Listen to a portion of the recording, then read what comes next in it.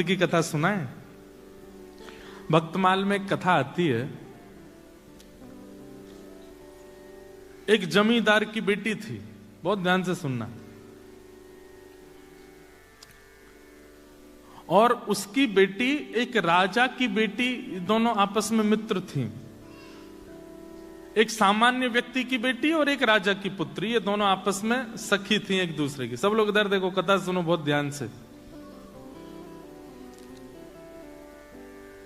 तो एक बार एक संत चातुर्मास करने के लिए गांव में आए।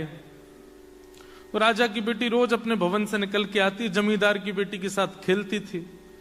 तो वो संत आकर के उस जमींदार के घर पर ही 4 महीने के लिए रुके। अब संत ने आकर के अपना पूरा, अब जैसे ऐसा होता है कि घर में जब कोई रसिक आते हैं, कोई कथा वक्ता आते हैं, कोई महापुरुष आते हैं, तो 15-16 साल के बच्चे तो कमरे से नहीं निकल के आते अपने। छोटे छोटे बच्चे होते हैं ना, वो देखेंगे अब ये क्या कर रहे हैं, अब इनके ठाकुर जी को कैसे बैठा रहे हैं। कई घरों में हम जाते हैं, हमारे लाल जी संग जाते हैं, छोटे छोटे बच्चे आके हम बैठ जाएं, हम देखें आप कैसे श्रृंगार करोगे। तो फिर श्रृंगार देखते, उनकी इतनी रुचि होती है ठाकुर जी की सेवा में, उनको लगता है ये खेल सबसे अच्छा है। वो बारबी वगैरह को, डॉल को तैयार करती है ना, तो उनकी रुचि बन जाती है कि इनको हम तैयार किया करें। एक घर में एक बालिका थी, वो अपने ठाकुर जी की सेवा करती थी। तो मैं भी उस घर में रुका हुआ था। तो एक दिन वो सेवा कर रही थी और उसके बगल में छोटी सी लाली बैठी थी। तो मैं देख रहा था ये क्या चल रही है चर्चा। तो वो जो बड़ी बालिका जो सेवा कर रही थी ठाकुर जी की, वो छोटी वाली उससे कहती है, ये बोलते क्यों नहीं है? तो बड़ी वाली बोली, बोलते हैं, तू बात तो कर। तो छोटी वाली बोलती है, कन्हैया आप कैसे हो? तो जो बड़ी वाली थी जो सेवा कर रही थी, वो छुप करके बोलती है, मैं अच्छा हूं। और वो छोटी सी जो है ना, वो उसको लगा कि यही बोले। फिर वो बोलती, ओ ये तो बोल रहे थे। बोले हाँ, ऐसी बात करते, बात किया कर। तो ऐसे विश्वास जगाया जाता है बच्चों के चित्त में। फिर जब वो अपनी अवस्था में आ जाएं, फिर उनको कथा में लाओ, उनको ज्ञान दो, भगवत गीता का ज्ञान दो, भागवतम पढ़ाओ, ऐसे ऐसे करके फिर उनकी भक्ति को और जागृत करो।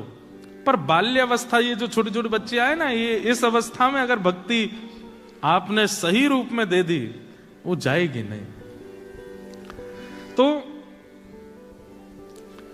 वो दोनों बालिका, एक जमींदार की बेटी और एक राजा की कन्या, खेल रहे थे। उसी समय जमींदार के घर एक महापुरुष आए चातुर्मास के लिए। तो संत अपनी बढ़िया ठाकुर जी निकाले, पूरी पिछवाई लगाई, उनका सिंहासन रखें, उस पर इत्र लगावें, अपने शालिग्राम भगवान को विराजमान करें, पंचामृत अभिषेक करें। अब ये दोनों कन्या द्वार पर खड़ी खड़ी देख रही थी। और फिर इन दोनों ने एक दूसरे को देख के बोला, ये वाला खेल हम भी खेलेंगे, ये खेल बहुत अच्छा है। तुलसी तोड़ के लाओ चढ़ा दो, पुष्प तोड़ के लाओ चढ़ा दो, इत्र से भगवान को बिल्कुल शाइन चिकने कर दो, और उनके 2 तिलक ऐसे लगा दो, माला पहना दो, आरती कर दो, फिर भोग लगाओ, जैसे हम खाते हैं वैसे इनको खिलाओ। ये खेल बहुत अच्छा, हमको भी खेलना है। और वो दोनों बोली कि पहले सीख तो लें।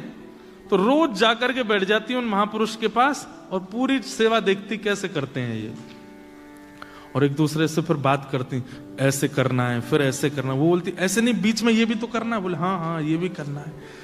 4 महीने उनके देखने में ही निकल गए। अब 4 महीने बाद महापुरुष का जाने का समय आया। जैसे ही जाने को तैयार हुए तो अपने ठाकुर जी समेटने लगे। सवेरे सवेरे दोनों लाली आई, आकर के जैसे देखा तो पिछवाई उतारी जा रही है, सिंहासन बंद किया जा रहा है, ठाकुर जी उठा के बक्सा में धरे जा रहे हैं। दोनों रोने लगी। बोले ये क्या हो रहा है? बोले अभी ये महाराज जी जा रहे हैं। इतना रोई, फूट फूट करके उन महाराज जी के चरणों में छोटी छोटी लाली गिर गई। वो बोली महाराज जी आप चले जाओ, पर अपने ठाकुर जी हमको दे जाओ। हमने पूरी सेवा सीख ली इनकी, हम पूरे 4 महीने हम यही तो करती थी कि आप कैसे करते हो। तो महाराज जी छोटी सी लाली है, 4-5 साल की दोनों की आयु, कैसे करेंगी सेवा? आप हमसे पूछ लो, एक एक बात हमको पता है। सुबह इतने बजे उठाना है, फिर उसके बाद ठाकुर जी को दूध का भोग लगाना है, दूध के भोग के बाद फिर उनको गर्म जल से स्नान कराना है, फिर पंचामृत से स्नान कराना है, फिर शुद्ध वस्त्र से पहुंच करके इत्र लगाना है, फिर तिलक लगाना है, फिर उसके बाद ठाकुर जी को तुलसी अर्पित करनी है, फिर पुष्प चढ़ाना है, फिर भोग बना करके पधराना है। सब आता हमको, आप अपने ठाकुर जी हमको दे जाओ। और कोई अपने ठाकुर जी कैसे दे सकता है? महाराज जी तो परेशान हो गए, बोले ये क्या होगा। भक्तमाल में कथा है, तो वो महाराज जी बोले बड़ी विडंबना। तो वो जमींदार आ गया, बोले महाराज मेरी बेटी को ना दो चलेगा, दूसरी राजा की बेटी है, अगर इसको नहीं दिया आपने और इसने जाके कहीं शिकायत अपने पिता से कर दी तो आप भी जानते हैं कि राजा की कहां तक पहुंचे, अगला चातुर्मास देख नहीं पाओगे आप। तो बोले हम तो गलत फंस गए। और बोली सुनिए, अगर आपने राजा की कन्या को दे दिया और मेरी कन्या को नहीं मिले तो फिर इन दोनों में वैसे कलेश चलेगा, तो राजा मेरी पुत्री और मुझको नगर से बाहर कर देंगे। बोले तुम जब तक यहां रहोगे कलेश करेगी तुम्हारी बेटी की, मुझे दो तो तुम भी बाहर जाओ और हम महाराज सब बिगड़ जाएगा, ठाकुर जी तो फिर आ जाएंगे जीवन में, इनको दे जाओ हमारी बेटियों को। संत बोले ये कोई ऐसे खिलौना है, ये दे जाओ, मैं कैसे 50 साल से सेवा कर रहा हूं मैं इनकी, ऐसे कैसे दे जाऊंगा। तो बोले आप ही सोच लो फिर क्या करना है। तो संत ने एक बहुत अच्छी युक्ति सोची, एक बाहर से शालिग्राम जी जैसे दिखने वाले 2 पत्थर ले आए और पत्थर ला करके वो पत्थर रख दिए सिंहासन पर और अपने ठाकुर जी उठा के धर दिए नीचे सामान्य सी चौकी पर। दोनों कन्याओं को बुलाया, बोले इधर आओ। कन्या आई, बोले अच्छा देखो ठाकुर जी कहाँ हैं? बोले ऊपर बैठे हैं। और बोले नीचे वाले? बोले हाँ ये भी ठाकुर जी। बोले नहीं, ऊपर वाले जो हैं वो ठाकुर जी हैं, नीचे वाले जो हैं ये सेवक हैं। अब बताओ तुमको सेवक चाहिए कि ठाकुर जी चाहिए? दोनों कन्या बोली नहीं नहीं हमको ठाकुर जी चाहिए, सेवक नहीं चाहिए। तो महात्मा बोले ठीक है, तो सेवक मैं ले जाऊं? बोले हाँ आप ले जाओ। सेवक असली ठाकुर जी थे।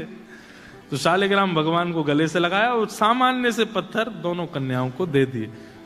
जैसे ही जाने लगे तो कन्या बोली इनका नाम क्या है ठाकुर जी का? तांगा में बैठे बैठे महाराज जी बोल गए सिलपिल्ले भगवान। कौन से भगवान? उड़ीसा में बच्चों को पिल्ले कहते हैं। क्या कहते हैं? अब मैं गलत हूं तो पता नहीं, पर मैंने सुना है। तो सिलपिल्ले भगवान। अब आप सोचना, ना कोई संप्रदाय है, ना कोई पद्धति है, ना कोई नियम है, ना किसी भी प्रकार का क्रम है, ना भगवान असली के हैं, केवल सामान्य गली का पत्थर है। नामकरण गुरु जी कर गए।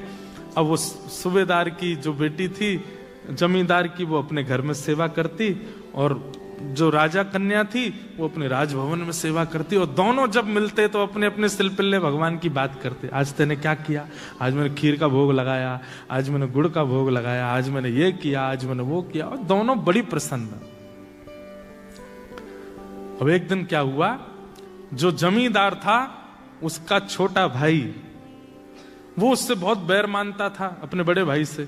उसने कहा, पैसे देकर के चोरों को बुलाया और कहा इसका पूरे घर का सब सामान चोरी करके और ले जाओ और पीछे से मेरे घर में धर देना। लोगों को तो यही पता चलेगा चोरों ने चोरी की, ये थोड़ी पता चलेगा मैंने करवाया। तो चोर गए, आधी रात में पूरा घर चोरी कर लिया, उसमें सिलपिल्ले भगवान और ले गए जमींदार की बेटी के। अब सुबह उठते ही पूरा घर तो रोवे कि हमारे चांदी के बर्तन चले गए, हमारे सोने चले गए, हमारे आभूषण चले गए, हमारे तखत चले गए, हमारे बिस्तर चले गए, ये चले गए। और वो कन्या रो मेरे भगवान सिलपिल्ले चले गए।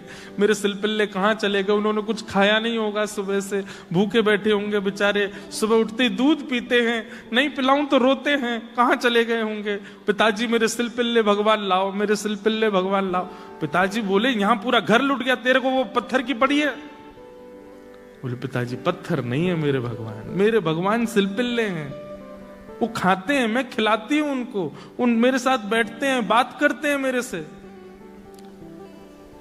बंधुओं, परिवार का जो विरह था वो तो 2-3 दिन में कम सा हो गया, लेकिन उस कन्या का नहीं हुआ। वो तो रो रो करके बेहाल, भोजन पानी छोड़ दिया, रोने लगी, बोले मैं प्राण त्याग दूंगी मेरे अगर परमात्मा नहीं आए तो।